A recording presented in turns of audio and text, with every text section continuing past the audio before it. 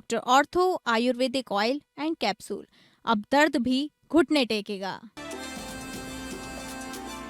जंतर मंतर पर सीजेपी का प्रोटेस्ट जारी। सीजेपी के संसद मार्च के बाद 9 एफआईआर दर्ज।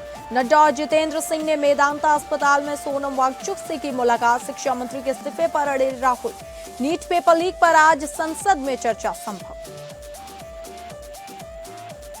देश भर में पेपर लीक का प्रदर्शन जारी। झारखंड में रांची लोक भवन पर कांग्रेस का प्रदर्शन। हिरासत में कई नेता, तो यूपी में अखिलेश राहुल को हिरासत में लेने पर फूटा समर्थकों का गुस्सा। लखनऊ समेत प्रदेश भर में सपा कांग्रेस का प्रदर्शन। क्वेम सुरंग हादसे में 20 मौतें, विधानसभा में रखा गया मौन। पीएम अमित शाह ने सीएम से ली जानकारी। मजदूरों को निकालने के लिए राहत और बचाव अभियान जारी। आज राम जन्मभूमि तीर्थ क्षेत्र ट्रस्ट की अहम बैठक। नई व्यवस्थाओं पर होगा मंथन। खाली पदों पर फैसला संभव। ट्रस्ट को आज मिल सकता है नया महासचिव।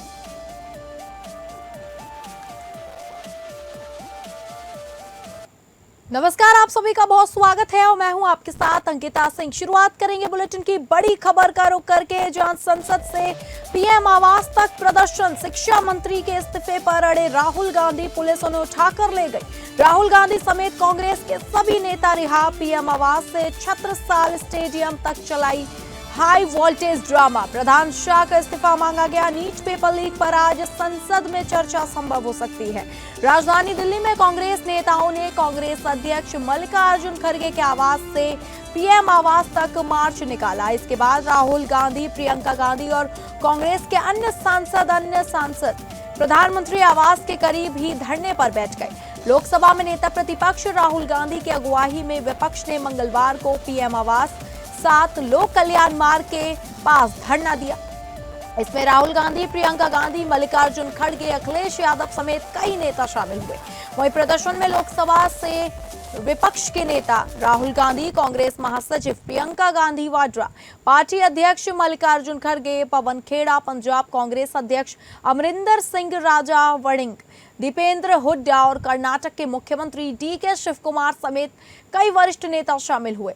केंद्रीय राज्य मंत्री डॉक्टर जितेंद्र सिंह ने राहुल गांधी व अन्य विपक्षी नेताओं से बातचीत की, पर वे नहीं माने। देर शाम राहुल, प्रियंका व अखिलेश को हिरासत में लिया गया, जिसके बाद धरना समाप्त हो गया और रात करीब 9:30 बजे उन्हें छोड़ दिया गया। इसके बाद दिल्ली पुलिस की तरफ से राहुल, प्रियंका के साथ कई कांग्रेस नेताओं और यहां तक कि धरने में पहुंचे समाजवादी पार्टी के नेता अखिलेश यादव तक को हिरासत में ले लिया गया।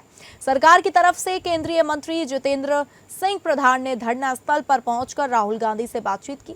हालांकि यह वार्ता बेनतीजा रही, क्योंकि कांग्रेस नेताओं ने अपनी मांगे, शिक्षा मंत्री का इस्तीफा और संसद में चर्चा पूरी होने तक धरना वापस लेने से साफ इनकार कर दिया है।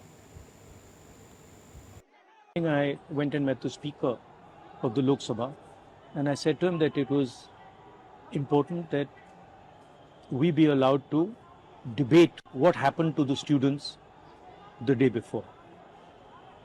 The Speaker said he needed to take permission from the government, but it was very clear to us in the hours after that there was no interest in the government of having a debate. तो हमने decision लिया कि हम prime minister के घर के सामने जाके धरना करें और जो स्टूडेंट्स की इशू है, जो देश के लिए सबसे जरूरी इशू है और जो उनके खिलाफ किया गया है, वो हम नेशनल अटेंशन में लाएं। स्टूडेंट्स की मांगे हैं, पहला धर्मेंद्र प्रधान और अमित शाह का रेजिग्नेशन। और अगली बड़ी खबर को रुख करेंगे, जंतर मंतर पर सीजेपी का प्रोटेस्ट जारी। जंतर मंतर पर लगातार तीसरी रात हजारों प्रदर्शनकारी जुटे। हिरासत में लिए गए कॉकरोच पार्टी के सभी समर्थक रिहा। सूत्रों का दावा है कि नड्डा, जितेंद्र सिंह मेदांता में वांगचुक से मिले। शरद पवार, अरविंद केजरीवाल, उद्धव ठाकरे जंतर मंतर पहुंचे। सोनम वांगचुक में मेदांता हॉस्पिटल शिफ्ट। बल प्रयोग के मामले की याचिका पर हाईकोर्ट में होगी सुनवाई। दिल्ली के जंतर मंतर पर कॉकरोच जनता पार्टी का प्रदर्शन लगातार जारी है। जंतर मंतर पर लगातार तीसरी रात भी हजारों प्रदर्शनकारी डटे रहे। इनमें 20 जुलाई को संसद मार्च के दौरान पुलिस की लाठियों, आंसू गैस के गोलों का शिकार हुए लोग भी शामिल थे। सीजेपी ने बताया कि संसद मार्च के दौरान हिरासत में लिए गए सभी प्रदर्शनकारियों को रिहा कर दिया गया, जिसके बाद पुलिस हेडक्वार्टर्स के बाहर चल रहा धरना खत्म कर दिया गया। वहीं सीजेपी फाउंडर अभिजीत दीपिके ने कहा कि अब हम सरकार के पास नहीं जाएंगे, बातचीत करनी है तो सरकार जंतर मंतर पर आए। वहीं सूत्रों के मुताबिक केंद्रीय मंत्री जेपी नड्डा और जितेंद्र सिंह गुरुग्राम के मेदांता अस्पताल में सोनम वांगचुक से मिले।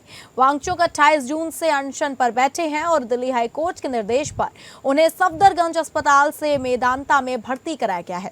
विपक्षी पार्टियों के कई नेता धरना स्थल पहुंचे। इनमें से उद्धव ठाकरे, अखिलेश यादव, शरद पवार, सुप्रियो सुले, अरविंद केजरीवाल, संजय सिंह जैसे कई बड़े नाम शामिल रहे।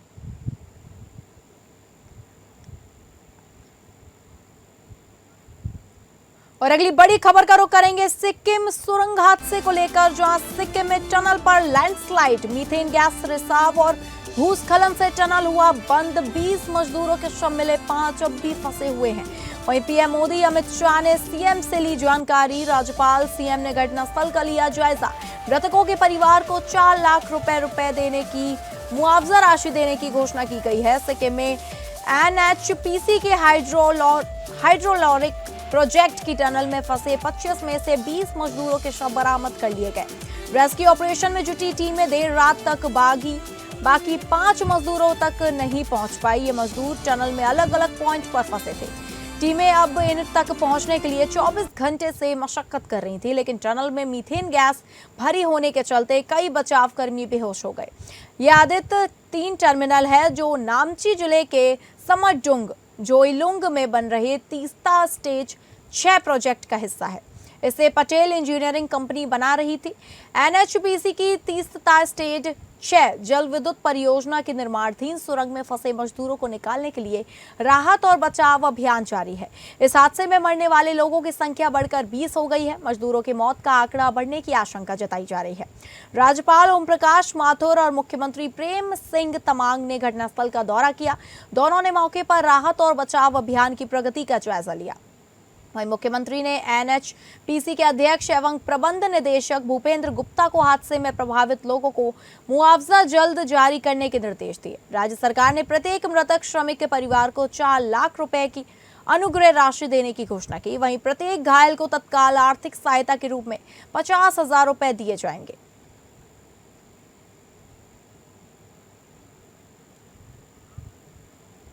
और अगली बड़ी खबर आ रही है, जहां यूपी में भी प्रोटेस्ट जारी। राहुल गांधी और अखिलेश यादव की गिरफ्तारी का यूपी में विरोध।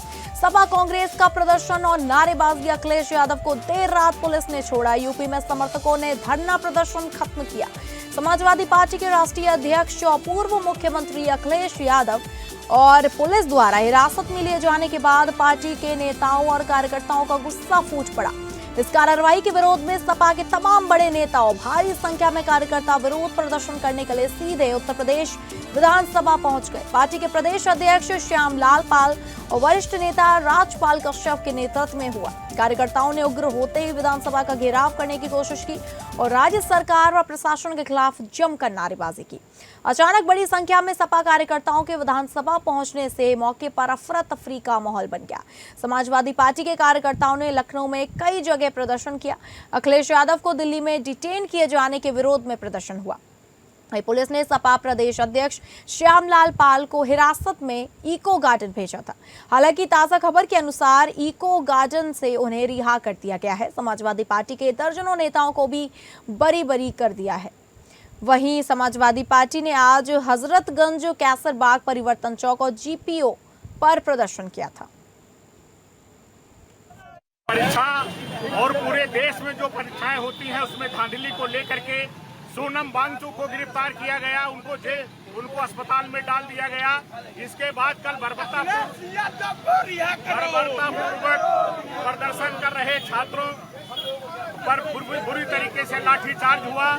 और आज जब प्रधानमंत्री जी से वार्ता के लिए विपक्ष के सांसद और हमारे राष्ट्रीय माननीय अखिलेश यादव जी जब प्रधानमंत्री के आवास पर जा रहे थे तो विपक्षी सांसदों को और हमारे राष्ट्रीय अध्यक्ष माननीय अखिलेश यादव जी को, राहुल गांधी जी को वहीं पर गिरफ्तार करके पुलिस जाने कहाँ ले गई है।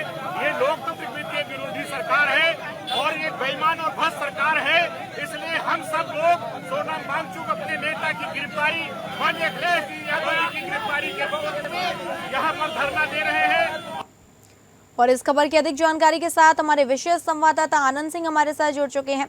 आनंद, लगातार जिस तरीके से दिल्ली के जंतर मंतर पर प्रदर्शन हो रहे हैं, जिस तरीके से अब लखनऊ में प्रदर्शन हो रहे हैं, तो आपकी बात करें तो वहां की स्थिति कैसी है? विरोध प्रदर्शन लगातार वहां पर भी हो रहे हैं। बिल्कुल, देखिए कल जो घटनाक्रम हुआ, चाहे कांग्रेस जो नेता प्रतिपक्ष हैं लोकसभा में राहुल गांधी या अखिलेश यादव, उनकी जो गिरफ्तारियां जो हिरासत में उनको लिया गया, उनको डिटेन किया गया, उसके बाद कहीं ना कहीं माहौल पूरी तरह से गर्मा गया। जो छात्र आंदोलन कर रहे हैं, जो सीजेपी के नेतृत्व में जो आंदोलन चल रहा है, उसको सपोर्ट दे रहे थे, चाहे अखिलेश यादव हो, राहुल गांधी हो। प्रधानमंत्री आवास पर ये धरना प्रदर्शन किया जा रहा था। जो संवेदनशील स्थान है, वहां पर इस तरह के आयोजन के लिए कोई इजाजत, कोई अनुमति नहीं है। और जब पुलिस ने उनको वहां से हिरासत में लिया, बलपूर्वक उनको वहां से हटाया गया, राहुल गांधी को, अखिलेश यादव को। उसके बाद दोनों ही पार्टियों के कार्यकर्ता काफी उग्र हो गए और इसका असर उत्तर प्रदेश में दिखाई पड़ा कि जैसे ही दोनों ही पार्टियों के कार्यकर्ताओं को ये पता चला कि उनके नेताओं को हिरासत में लिया गया है, पुलिस ने हिरासत में लिया है, दोनों ही दलों के नेता सड़कों पर उतर आए। चाहे विधानसभा की बात करें, चाहे जन भवन जो पहले राजभवन के नाम से जाना जाता था, उसकी बात करें, हर कांग्रेस और समाजवादी पार्टी के कार्यकर्ताओं ने घेराव की कोशिश की, सड़कों पर उतरकर विरोध प्रदर्शन किया, नारेबाजी की और सत्ताधारी दल यानी भारतीय जनता पार्टी के खिलाफ जमकर नारेबाजी की गई। तमाम ये जो घटनाक्रम चलते रहे और ये सिर्फ लखनऊ में नहीं बल्कि पूरे उत्तर प्रदेश में तमाम जो जिले हैं वहां पर इस तरह के घटनाक्रम देखने को मिले। और कहीं न कहीं ये कहा जा सकता है कि जो ये पूरी राजनीति, जो ये पूरा आंदोलन दिनों से चल रहा था, उस कड़ी में देखा जाए तो एक कल बड़ा घटनाक्रम देखने को मिला, जब दोनों ही पार्टियों के नेता सड़कों पर उतरे। खास करके उत्तर प्रदेश में काफी दिनों के बाद ऐसा देखा गया कि उत्तर प्रदेश में समाजवादी पार्टी हो या कांग्रेस हो, उनके कार्यकर्ता जिले जिले में सड़कों पर उतर के उन्होंने विरोध प्रदर्शन किया है अपने नेताओं को हिरासत में ले जाने के विरोध में। ठीक है आनंद, आप हमारे साथ बने रहिएगा। और अगली बड़ी खबर का रुख करेंगे। आज राम जन्मभूमि तीर्थ क्षेत्र ट्रस्ट की अहम बैठक, चढ़ावा चोरी के बाद ट्रस्ट की दूसरी अहम बैठक। नई व्यवस्थाओं पर होगा मंथन, खाली पदों पर फैसला संभव। राम मंदिर ट्रस्ट को आज मिल सकता है नया महासचिव। काउंटिंग और सुरक्षा व्यवस्था की भी होगी समीक्षा। श्री राम जन्मभूमि तीर्थ क्षेत्र ट्रस्ट की होने वाली महत्वपूर्ण बैठक में संगठनात्मक ढांचे और मंदिर की प्रशासनिक व्यवस्था से जुड़े कई अहम बड़े फैसले लिए जा सकते हैं। बैठक में ट्रस्ट के नए महासचिव के चयन के साथ ही लंबे समय से रिक्त पदों पर पड़े 2 अन्य महत्वपूर्ण पदों को भरने पर भी निर्णय होने की संभावना है। सूत्रों के अनुसार श्री राम जन्मभूमि क्षेत्र ट्रस्ट का नया महासचिव विश्व हिंदू परिषद का ही होगा, यह लगभग तय हो चुका है। हाल ही में सामने आए चढ़ावा चोरी प्रकरण और उसके बाद हुई जांच के मद्देनजर ट्रस्ट अब प्रशासनिक व्यवस्था को और अधिक मजबूत बनाने की दिशा में कड़ा कदम उठा रहा है। लगातार हमारे साथ विशेष संवाददाता आनंद सिंह हमारे साथ बने हुए हैं। आनंद, क्या लगता है जिस तरीके से बैठक होगी आज, बड़ी बैठक है और नए महासचिव का जो नाम आ रहा है, खाली पद है, तो किसके होने की संभावना है? कौन नया महासचिव हो सकता है? कोई जानकारी आ रही है? लगता है संपर्क टूट गया, हम उनसे दोबारा संपर्क करेंगे। तो आपको बता दें कि ट्रस्ट की आज महत्वपूर्ण दूसरी बैठक होने वाली है और आज की इस बैठक में सुरक्षा व्यवस्था की समीक्षा होगी। वहीं नए महासचिव का आज नाम भी घोषित हो सकता है।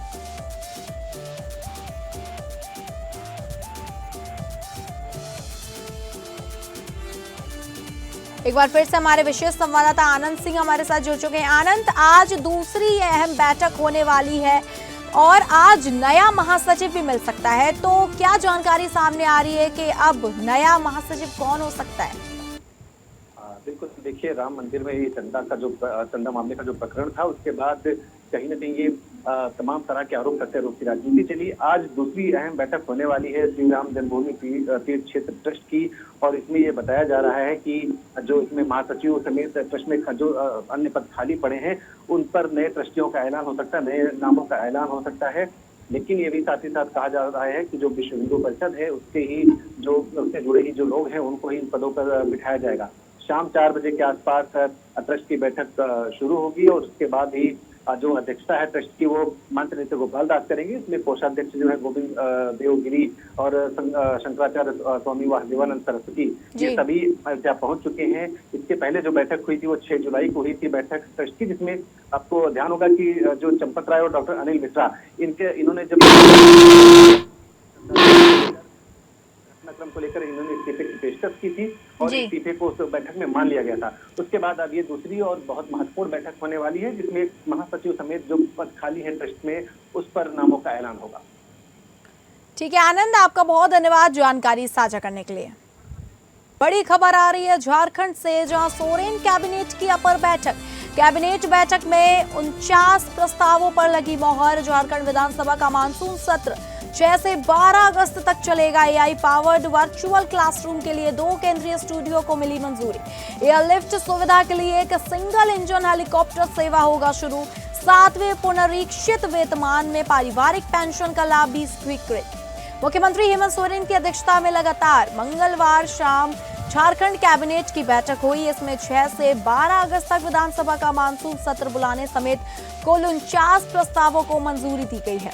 बैठक के बाद विकास आयुक्त अजय कुमार सिंह ने बताया कि राज्य के दूर दराज के इलाकों के मरीजों के लिए हेलीकॉप्टर आपातकालीन चिकित्सा सेवा शुरू करने को मंजूरी मिली है। इसके तहत एक सिंगल इंजन हेलीकॉप्टर से एम्बुलेंस सेवा दी जाएगी ताकि गंभीर मरीजों को जल्द बेहतर इलाज मिल सके। सरकार ने sickle cell, thalassaemia, haemophilia, type 1 diabetes और दिव्यांग बच्चों को स्कूल की बोर्ड परीक्षा में बैठने के लिए 75% उपस्थिति की अनिवार्यता में छूट देने की एसओपी को मंजूरी दी है। राज्य के विश्वविद्यालयों एवं अंगीभूत महाविद्यालयों के सेवानिवृत्त शिक्षकों एवं पदाधिकारियों को जो 7th सीपीसी का लाभ जो है वो 1/1/2016 से देने का प्रपोजल हुआ। पहले दिया गया था, लेकिन पहले दिया गया था इसको 1/4/2021 से।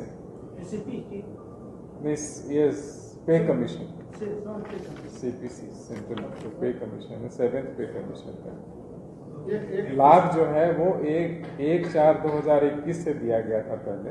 इसको लेकर 16 हो गया, उसको अब कर दिया गया है 16, 1/1/2016। और जो पैसा नहीं दिया गया, जो उनको उसको सूद समेत 6% ब्याज के साथ पैसा देने का है। और इस खबर की अधिक जानकारी के साथ हमारे ब्यूरो हेड अजय सिंह हमारे साथ जुड़ चुके हैं। अजय, झारखंड विधानसभा का मानसून सत्र जो है वो 6 से 12 अगस्त तक चलेगा, तो इस सत्र के दौरान कौन कौन से मुद्दे हैं जो उठ सकते हैं? महत्वपूर्ण मुद्दों की बात करें तो देखिए, ये मैं बताऊं कि ये जो है कल जो कैबिनेट का जो डिसीजन हुआ, जिसमें 49 प्रस्तावों को जो मंजूरी दी गई, उसमें एक ये भी अहम आई थी कि जो झारखंड विधानसभा का जो मानसून सत्र होगा वो 6 से लेकर 12 अगस्त तक होगा। इन 6 दिनों में जो है वो मानसून सत्र हंगामेदार होने की आसार लग रहे हैं, क्योंकि लगातार ये जो है ऐसा रहा था तो जब भी मानसून सत्र या कोई भी विधानसभा का सत्र होता है झारखंड का, तो वो हंगामेदार ही लगभग रहता है।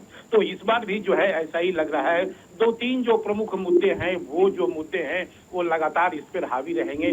जैसे अगर पक्ष की इसमें से देखा जाए तो ये जो एनजीटी का जो रोक लगा हुआ था, एनजीटी पर जो रोक लगी हुई थी, और अभी बालू उठाव का जो समस्या है, ये इस पर लगभग पूर्ण रोक है। इसके बावजूद भी 2-3 चीजें और है, जैसे वो स्थानीयता नीति के मामले में भी जो है इस बार विपक्ष जो है वो घेरना चाहेगा। दूसरी तरफ सरकार जो है सरकार भी अपना पक्ष रखेगी। एक और भी जो अहम मुद्दा होगा वो आने वाले दिनों में जो स्थानीयता नीति कैसे तय की जाएगी, इस पर जो है जबरदस्त आसार होने के साथ।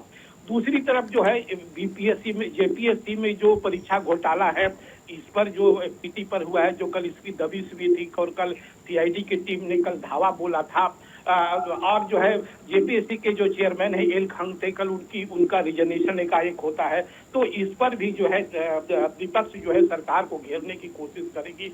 दूसरी तरफ जो सत्ता पक्ष के लोग हैं, वो जो जंतर मंतर में जो घटनाएं हो रही हैं, उस पर जो विद्यालय के जो परीक्षा में है उसमें जो गड़बड़ियां हुई है। ठीक है अजय, आपका बहुत धन्यवाद जानकारी साझा करने के लिए। और अगली बड़ी खबर आ रही है उत्तराखंड से, जहां बोल्डर गिरने से केदारनाथ पैदल मार्ग बंद, मसूरी दून रूट प्रभावित, कर्णप्रयाग नैनीसैण में भूस्खलन, मलबा और पेड़ गिरने से 2 घंटे बंद रहा मसूरी देहरादून मार्ग। आपको बता दें केदार घाटी में मंगलवार रात हुई बारिश के बाद गौरीकुंड से लगभग 1 किलोमीटर आगे चौड़ी के पास केदारनाथ पैदल मार्ग पर बोल्डर और पत्थर गिरने से मार्ग बाधित हो गया। सुरक्षा के मद्देनजर यात्रियों को सुरक्षित स्थानों पर रोक दिया गया। प्रशासन की ओर से मार्ग को सुचारू करने का कार्य अभी भी जारी है। लगातार हो रही बारिश के बीच बुधवार सुबह मसूरी देहरादून मार्ग पर पानी वाला बैंड के पास पहाड़ी से भारी मात्रा में मलबा और एक पेड़ गिरने से यातायात करीब 2 घंटे तक बाधित रहा। सुबह करीब 6:30 बजे हुई इस घटना के बाद सड़क के दोनों ओर वाहनों की लंबी कतारें लग गई। और इस खबर की अधिक जानकारी के साथ हमारे संवाददाता विष्णु तिवारी हमारे साथ जुड़ चुके हैं। विष्णु, लगातार भूस्खलन और बारिश के चलते अब केदारनाथ पैदल यात्रा बंद कर दी गई है, तो अब वही बात करें श्रद्धालुओं को लेकर, श्रद्धालुओं के रहने का, जाने आने की व्यवस्था कहां पर कर दी गई है?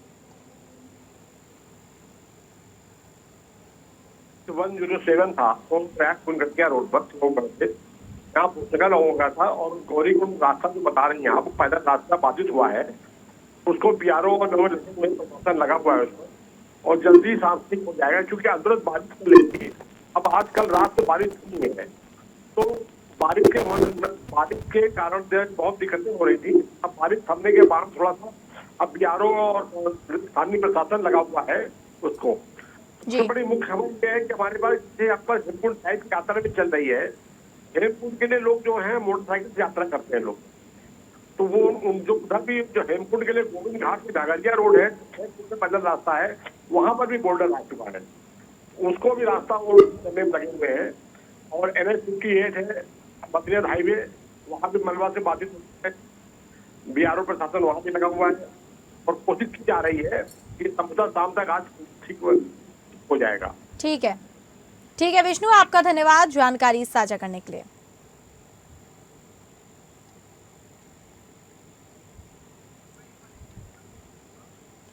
और अगली बड़ी खबर का रुख करेंगे जो आ रही है जम्मू कश्मीर से, जहां जम्मू कश्मीर में आफत की बारिश। जम्मू कश्मीर में बारिश ने मचाया कोहराम। जम्मू में आफत की बारिश, उफान पर तवी नीप नदी, झेलम समेत सभी नदियां नाले उफान पर। अब तक 23 मौतें, 7 लापता। अमरनाथ से वैष्णो देवी तक सभी यात्राओं पर ब्रेक। झेलम, तवी, चुनाव नदियों में जलस्तर बढ़ने की आशंका। जम्मू कश्मीर में भारी बारिश ने कहर बरपाया है, जिससे अब तक 23 लोगों की मौत हो चुकी है और 7 लापता है। अमरनाथ, वैष्णो देवी सहित सभी प्रमुख तीर्थ यात्राएं लगातार तीसरे दिन स्थगित कर दी गई हैं। जम्मू कश्मीर में बारिश अपने रौद्र रूप में है। बीते कई दिनों से अलग अलग जिलों में जलभराव, बाढ़ जैसी स्थितियां बनी हुई हैं। मंगलवार को भी जम्मू इलाके के कई हिस्सों में भारी बारिश हुई, जिससे आम जनजीवन पूरी तरह प्रभावित हुआ। पुंछ, राजौरी और डोडा जिलों में बारिश से जुड़ी घटनाओं के कम से कम 23 लोगों की मौत हो गई और 7 लोग लापता हैं।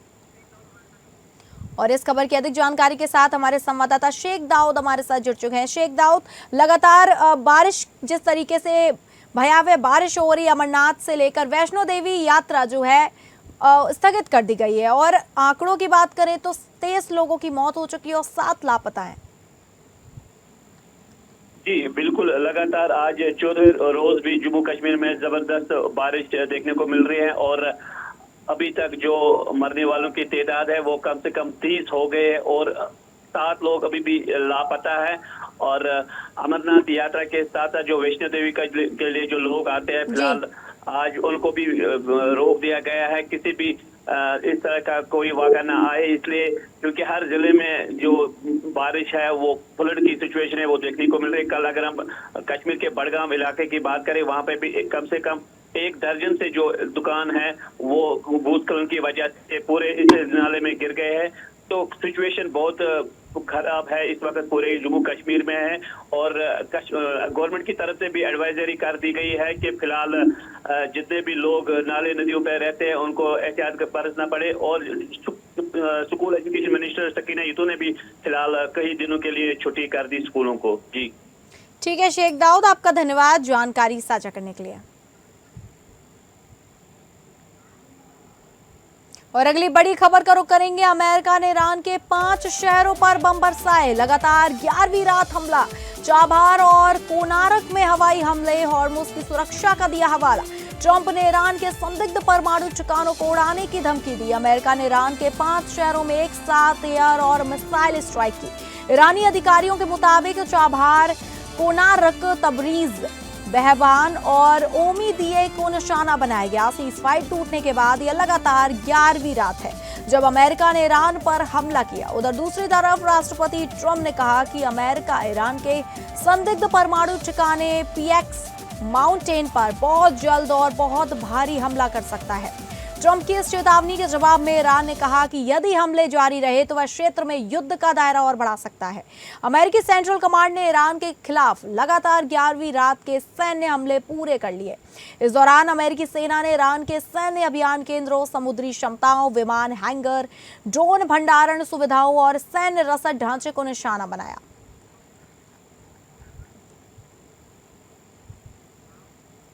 तो फिलहाल इस बुलेटिन में इतना ही। नमस्कार।